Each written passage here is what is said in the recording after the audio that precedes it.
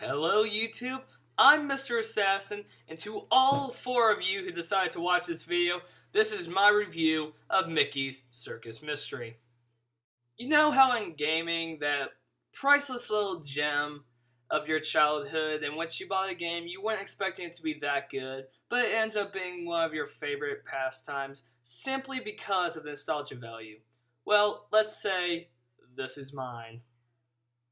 So, the story begins with Mickey and Minnie being dropped off so they can go to the circus together. However, what they don't know is that the circus is not well, for it has been devastated, doesn't really look like it, devastated by the Baron Pete, who Mickey and Minnie have to travel through a colorful circus, a harsh, exotic jungle, a frightening haunted house, a crystal cave, a beautiful Iceland, and even the Baron's castle.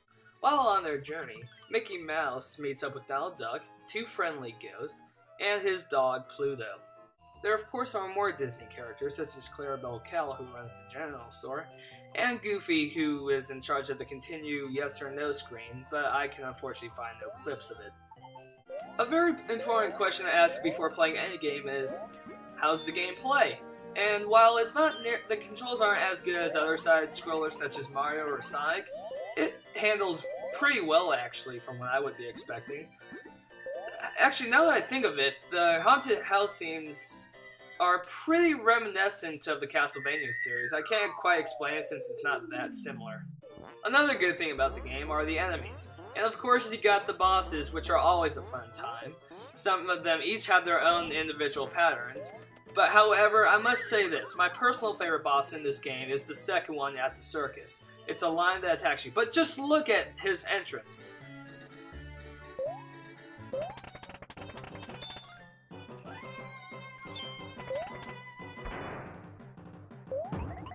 Badass. So as the game progresses, you gradually gain new suits, which allows you to do different things.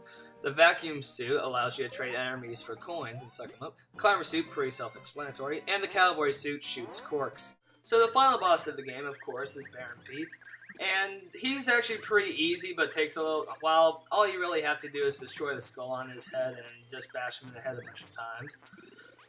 Pete actually has 2 phases in this battle. The first phase is pretty easy, like I said, but the second phase... Whoa! What is that?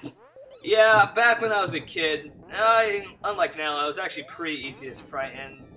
Yeah, this didn't really frighten me, I was just exaggerating. But yeah, this battle is pretty difficult at first, but it's at the same time kind of easy because all you do is jump on his head a couple of times, and that'll really just do the trick.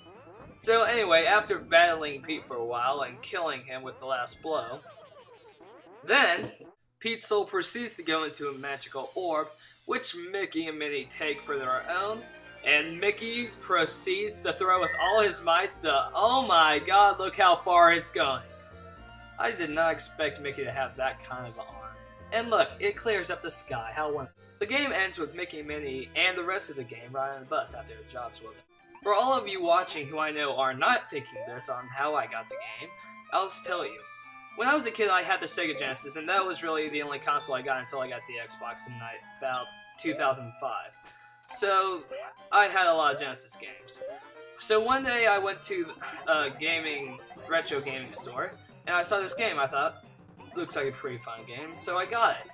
What I did not know, however, is that this game would be one of my favorite games for my Sega Genesis, and it still holds up well today. The gameplay is nice, and though the story is not compelling, it does feel good being the crap out of Pete, who has been giving you so much trouble this whole time.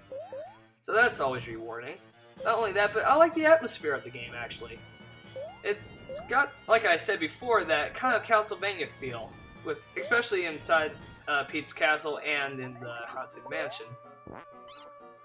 And yeah, even though the gameplay is not as good as other platform games, it still is good. That's kind of what you have to expect from Capcom, who is, let's face it guys, back in the 90s they did not make such things as a bad game. I can't think of a single game that I did not really enjoy. I love this game actually so much that I somehow ended up with the Game Boy Advance version, which, to be completely honest, is the exact same game but with a few extra stages. The only real problem that I can say about this game is that, well, for lack of a better term, it's too easy, really. But that's not really a bad thing, it's just that I myself prefer at least some challenge. And the terrain doesn't exactly have much difficulty. But like I said, it's not a bad thing. So that's my review of Mickey's Circus Mystery. Overall, it's a pretty good game. And if you just so happen to have an emulator or you see it at a retro gaming store or something for the SNES or Genesis, check it out. You might enjoy it. I hope you guys enjoyed my review. And remember, I'm Mr. Assassin, and if it's not good, I might as well kill with my words.